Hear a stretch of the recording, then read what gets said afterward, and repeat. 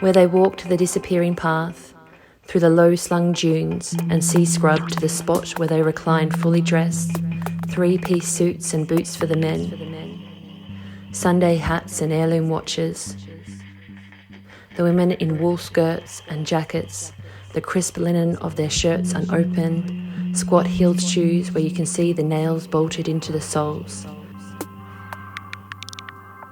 where squinting eyes are whipped by sanded wind, looking towards twin headlands, where Christmas beetles are moving lumps of beach in a production line, where the water is drowning back treading tide, its seaweed throat salt sore and alive with algae and hermit crabs, where children in emulsion-dyed pinafores are digging holes that fill with water to the knee, where they are sexless and carefully dressed, where they are diligent churchgoers, worshippers of a stranger God, a tough-love God, who they believe sees the most on this day, where their bodies still live, with hearts, stomachs and bowel movements, where socks and stockings are showing below lifted hems as they pose for a photo, where someone has set the table for lunch, 8 plates, 8 metal cups, and round tins of fruitcake and warm sandwiches, where the ocean eucalypts still crash together and shiver.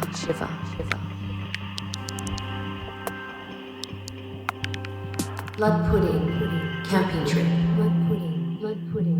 Where the boat rocks, we grip the sides, rails of metal slide under our palms like train tracks.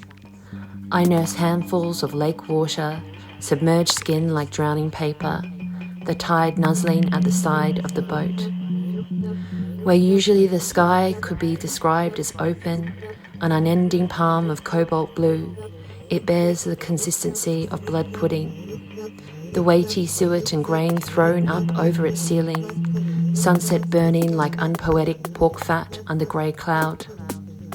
Hills gather like heads of school children seated unevenly in rows untrimmed.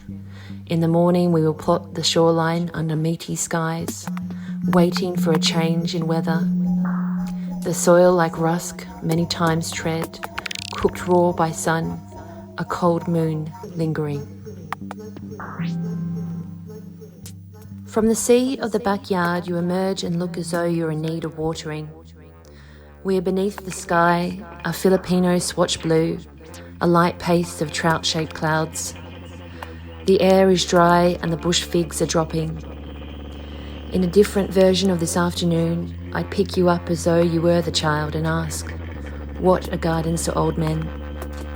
You would say something like, something to be tended to, something to work on, then get back to work. It would be the answer I'm expecting, though I'm not convinced that it belongs to you. With the price of petrol, semi-retirement, there is more time spent walking in circles with the hose, making space for paving stones, the city muted on upturned glass roots at the end of the street. Breakfast is coffee, newspaper ink, 2 slices of toast, magpies warbling like heavy smokers in trees. You grow things to the taste of bees with your gentleman hands.